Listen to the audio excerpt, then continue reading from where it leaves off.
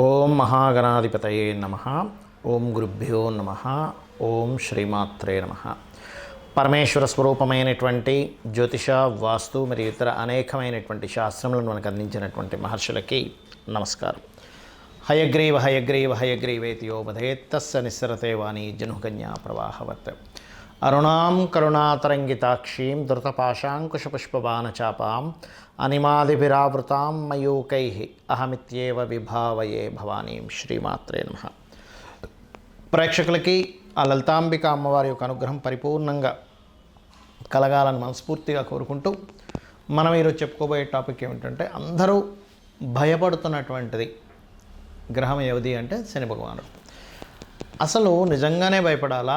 అసలు శని ఎక్కడ ఉంటే మీ లగ్నరీత్యా అంటే మేషలగ్నం నుంచి మీనలగ్నం వరకు, లేదా మేషరాశి నుంచి మీనరాశి వారి వరకు ఎక్కడ ఉంటే మీకు బాగా కలిసి వస్తుంది శని ద్వారా, ఏ స్థానాల్లో ఉంటే కాస్త ఏ విషయాల పట్ల జాగ్రత్తగా ఉండాలనేటువంటి విషయాలు మనం తెలుసుకుందాం. దాంతోపాటు ఎఫెక్ట్ ఏదైతే ఉంటుందో శని భగవానుడికి ఎఫెక్ట్ కంప్లీట్గా మీకు పాజిటివ్గా జీవితాంతం మీ లైఫ్ లాంగ్ మొత్తం కూడా పాజిటివ్గా రావాలంటే కూడా ఏం చేయాలి అనే విషయాలు కూడా మనం ఇప్పుడు తెలుసుకుందాం. అయితే ఈ విషయాలు చెప్తుంది నేనైనప్పటికీ కూడా చెప్పిస్తుంది సాక్షాత్ లలిత అమ్మవారిగా భావిస్తూ ఒక్కొక్క లగ్నం తెలియని వారు ఒక్కొక్క రాశి నుంచి మనం తెలుసుకుందాం.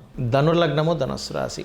ధనస్సు లగ్నానికి శని పాపి 2, 3 అధిపతి అవుతాడు. అయితే ఒకటే కాన్సెప్ట్ గుర్తుపెట్టుకోండి, పాపి అయినా శుభుడైనా శుభ ఫలితాలు ఇచ్చే దాంట్లో అంటే శుభ ఫలితాలు కూడా ఇస్తాడు, కాకపోతే కొంచెం స్లోగా ఇస్తాడు. శుభుడే శుభ ఫలితాలు ఇచ్చే దాంట్లో శుభ గ్రహాలతో సంబంధం కాస్త ఫాస్ట్గా ఇస్తాడు, ఇది గుర్తుపెట్టుకోండి.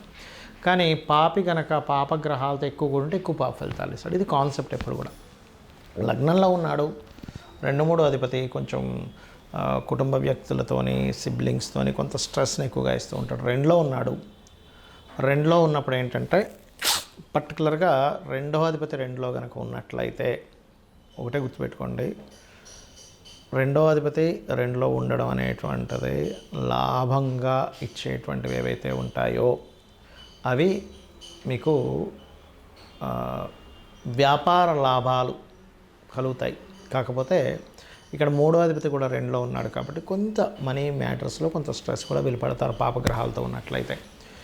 3వ అధిపతి 3లో ఉన్నప్పుడు మాత్రం తండ్రి ఆస్తికి సంబంధించిన విషయంలో కోల్పోవడం, ఒకవేళ తండ్రి ఆస్తి ఉన్నట్లయితే కూడా దాన్ని మీరు మార్చి ఇంకొక ప్రాపర్టీ తీసుకోవడం మంచిది. 4లో కనుక ఉన్నట్లయితే పాప అయినందుకు కొంచెం ఎడ్యుకేషన్ విషయంలో కొంత స్ట్రెస్ ఇస్తాడు. 5లో ఉన్నప్పుడు సంతానం విషయంలో, రాజకీయాల విషయంలో, అది కాకుండా కొంచెం సంతానం కొంచెం మొండిగా ఉండడం, వాళ్ళ వల్ల కొంత స్ట్రెస్ అవ్వడం, లేదా చిన్న చిన్న మిస్క్యారేజ్ అవ్వడం స్త్రీలకైతే ఇస్తూ ఉంటాడు. 6లో 3వ అధిపతి 6లో ఉండడం మంచిదే. కాకపోతే ఎప్పుడు కూడా ఇక్కడ శత్రుభయాన్ని కాస్త ఎక్కువగా ఇస్తూ ఉంటాడు 3వ అధిపతి 6లో ఉన్నప్పుడు. ఎంత పరాక్రమాన్ని ఇస్తున్నాడు, ఎందుకంటే పరాక్రమ కారకుడు అక్కడ ఉన్నాడు. కాకపోతే 3వ అధిపతితో పాటు 2వ ఆధిపత్యం కూడా ఉంది కాబట్టి ఉద్యోగం కంటిన్యూస్గా ఉద్యోగాలు ఉండడం ఇట్లాంటివి ఎక్కువగా జరుగుతాయి. స్థిర రాశిలో ఉన్నాడు కాబట్టి వెళ్ళేసాను. ఇక్కడ ఏంటంటే స్థిర రాశిలో ఉన్నాడా, చర్రాశిలో ఉన్నాడా, దిస్వభావ రాశిలో ఉన్నాడా కూడా చూసుకుంటుండాలి. సప్తమ శని మాత్రం ఇక్కడ పాపి అయినందుకు కొద్దిగా ఉద్యోగ సంబంధించిన విషయంలో కొంత జాగ్రత్తగా ఉంటుండాలి. వ్యాపారాలు ముఖ్యంగా పార్ట్నర్షిప్స్ చేసేటప్పుడు చేయకూడదు. అష్టమ శని మంచివాడు, కానీ బ్రీతింగ్ రిలేటెడ్ ఇష్యూస్ ఇస్తుంటాడు అష్టమ శని ఎప్పుడు కూడా. దీర్ఘాయుద్ధం ఎనీ లగ్న అష్టమ శని దీర్ఘాయుద్ధం, కానీ ఈ ఇష్యూలో కొంచెం బ్రీతింగ్ ఎక్సర్సైజ్ చేస్తే మంచిది. 9లో శని కొంచెం తండ్రికి ఇతనికి ఉండేటువంటి విషయంలో కొంత డిస్టర్బెన్సెస్ వస్తుంటాయి, బట్ సూర్యోపాసన చేసుకుంటే మంచిది. దశమ శని ఖచ్చితంగా మీకు గుర్తుపెట్టుకోండి, 2వ అధిపతి 10లో ఉన్నందుకు ఒకటే ఏంటంటే ఇక్కడ 2వ స్థానం ఏదైతే ఉందో వ్యాపార మూలంగా కూడా, ఉద్యోగం ఒకటే కాకుండా వ్యాపార మూలంగా కూడా ధనయోగాన్ని ఇస్తాడు. ఇక 11లో శని ఎంత ఉచ్చస్థితిలో ఉన్నప్పటికీ, అయితే ఇక్కడ ఉండే ఉచ్చస్థితి వల్ల శుక్రరాశిలో ఉన్నందుకు కాస్త ఎర్లీ మ్యారేజ్ ఇస్తాడు. ఇక్కడ 12లో శని కనుక ఉన్నట్లయితే మీరు కొంచెం శని మహర్దశలో ఇన్వెస్ట్మెంట్ చేసేటప్పుడు కాస్త చూసి చేయాలి. ఇక మీరు చేయవలసిన దేవతారాధన నరసింహస్వామి ఆరాధన చేయండి. శని యొక్క అనుగ్రహం బ్రహ్మాండంగా ఉంటుంది. ప్రతి జీవికి తన జీవితాంతం అంటే ఒక 100 సంవత్సరాలు అనుకోండి, 100 సంవత్సరాలు మనిషి బతుకుతాడు కాబట్టి, అంటే ప్రతి ఒక్కరు 100 బతకాలని రూల్ లేదు. 120 బతికే వాళ్ళు ఉంటారు, 300 సంవత్సరాలు బతికిన వాళ్ళు ఉన్నారు, పాపం 60-70 ఏళ్ళకే ముగించిన వాళ్ళు ఉన్నారు వాళ్ళ జీవితం. అయితే ప్రతి ఒక్కరికి కూడా శని యొక్క ప్రభావం చిన్నప్పటి నుంచి ఏ దశల్లో ఎటువంటి ఫలితాలు ఇస్తాయని చూసుకున్నట్లయితే, చిన్నప్పుడు కనుక మీకు శని భగవానుడు బాగోలేడని మీకు ఏంటి సిమ్టము అంటే రోగకారకుడు యొక్క ఫలితాలు చిన్నప్పుడు తరచూ వస్తున్నాయనుకోండి వాళ్ళకి హెల్త్ ఇష్యూస్, రోగకారక ఫలితాలు ఇస్తున్నాడు అక్కడ శని భగవానుడు. అంటే ఆయన ఇవ్వడం కాదు, ఇక్కడ బాగా అర్థం చేసుకోండి. ఆయన మీరు పూర్వజన్మలో చేసుకున్న కర్మలను అందిస్తున్నాడు. ఆయన ఎవరికి శత్రువు కాదు, ఇది ఫస్ట్ గుర్తుపెట్టుకోవాల్సిన విషయం. అప్పుడు ఏం చేయాలి? చిన్నప్పుడు పిల్లలకి ఆంజనేయ స్వామి బిళ్ళ కానీ, నరసింహస్వామిది కానీ, సుబ్రహ్మణ్య స్వామి బిళ్ళ కానీ మెడలో వేయండి. ఇక చిన్నప్పుడు పుట్టినప్పుడు కాకుండా విద్యా విషయంలో ఇబ్బంది ఇస్తున్నాడంటే విద్యాస్థానాల్లో ఎక్కడో ఫోర్త్ లాడ్తో కనెక్ట్ అయి ఉన్నాడు. అలాంటప్పుడు మీ పిల్లలకి హయగ్రీవ స్తోత్రం నేర్పిస్తూ శని భగవానుడి దగ్గర దీపం పెట్టడం నేర్పించండి. లేదా వెంకటేశ్వర స్వామి ఆలయానికి కానీ, ఆంజనేయ స్వామి ఆలయానికి కానీ రెగ్యులర్గా తీసుకెళ్తుండండి. అప్పుడు మందబుద్ధి అనేటువంటిది ఉండదు. ఎందుకంటే మందుడు అంటారు. పిల్లలకి ఎంత చెప్పినా వాళ్ళకి ఎక్కట్లేదు అంటే శని ప్రభావం ఎక్కడో ఫోర్త్ లార్డ్కి సంబంధం కలిగి ఉంటుంది. మళ్ళీ చాలామంది అంటుంటారు, ఏమండి మా అబ్బాయి చదవడు కానీ తెలివితేటలు అద్భుతంగా ఉంటాయండి, పంచమ భావం బాగుంది వాళ్ళకి. పంచమం బాగుంది, అద్భుతమైన తెలివితేటలు ఉంటాయి, ఇంకా వాళ్ళని తిరిగి కొట్టే వాళ్ళు ఉండరు అసలు. కానీ చతుర్థానికి శని సంబంధం వచ్చింది, కొంచెం ఎక్కువగా మనం వాళ్ళని పట్టించుకోవాలి. అంటే ఎక్కువ దెబ్బలు పడతాయి వాళ్ళకి, స్కూల్లో కావచ్చు, ఇంట్లో కావచ్చు, చదువు విషయంలో. అప్పుడు ఏం చేయాలి వాళ్ళకి? పర్టికులర్గా శనివారాలు గుర్తుపెట్టుకోండి. శనివారాలు వాళ్ళకి మొత్తం తైలంతో చక్కగా మర్దన చేయించి, స్నానం చేయించి, వెంకటేశ్వర స్వామి ఆలయం కానీ, ఆంజనేయ స్వామి ఆలయం కానీ పంపించడం నేర్పించండి. వాళ్ళకి అది అలవాటు చేయండి. విద్యాకాలంలో అది ఇబ్బంది ఉండదు. ఇక విద్య అయిపోయింది, వివాహ విషయాల్లో ఇబ్బంది వస్తుందంటే సప్తమం ఎక్కడో దెబ్బతింది. శని ద్వారా సప్తమ స్థానం కనెక్ట్ అయ్యింది. శాటన్ ద్వారా సప్తమం కనెక్ట్ అయింది అంటే వివాహ సంబంధించిన విషయంలో లేట్ అవుతుంది. అలాంటప్పుడు ముఖ్యంగా శుక్రవారాలు వెంకటేశ్వర స్వామి ఆరాధన చేసుకోమని చెప్పాలి. లేదండి జాబ్ సంబంధించినటువంటి విషయంలో నాకు ఇబ్బంది అవుతుంది, దశమ స్థానంతో ఎక్కడో కనెక్ట్ అయింది శని భగవానుడు.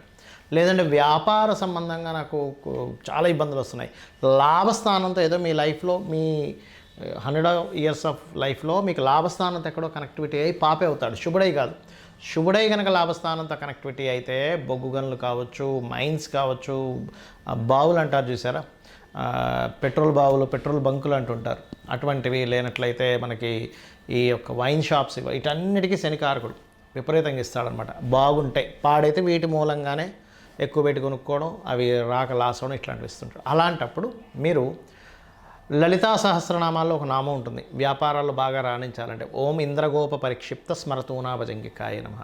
ఇక శని మంత్రం ఏం చేసుకోవాలి? సహజంగా అందరికీ తెలిసినటువంటిది ఓం నీలాంజన సమాభాసం రవిపుత్రం యమాగ్రజం ఛాయామార్థాండ సంభూతం తన్నమామి శనిచ్చరం, ఇది చేసుకోవచ్చు. లేదంటే లలితా సహస్రనామాల్లో నాకు శని భగవానుడి యొక్క అనుగ్రహం బాగా కలగాలి, ఎప్పుడైనా ఒకటే గుర్తుపెట్టుకోండి, శని భగవానుడు అనుగ్రహం కలగాలనుకోండి, పీడ పోవాలనుకోకండి దయచేసి. బికాజ్ ఆఫ్ మీకు ఆయుష్నిచ్చేవాడు ఆయనే, వృత్తినిచ్చేవాడు ఆయనే, వ్యాపారాన్ని ఇచ్చేవాడు ఆయనే. మనం నిలబడాలంటే మోకాల్లో గుజ్జు ఉండాలన్న శని యొక్క అనుగ్రహం కావాలి, లేకపోతే మనం నిలబడలేము. శని అనుగ్రహం పోయిందా మనిషి నిలబడలేడు, గుర్తుపెట్టుకోండి. ఫస్ట్ మోకాళ్ళకి ఆయన కారకుడు, కాళ్ళకి ఆయన కారకుడు. అది బాగుంటే 100 ఏళ్ళు వచ్చినా సరే ఏ మోకాళ్ళ నొప్పులు ఉండవు. శని పరిస్థితి బాగోలేదు, మోకాళ్ళ నొప్పులు వస్తాయి.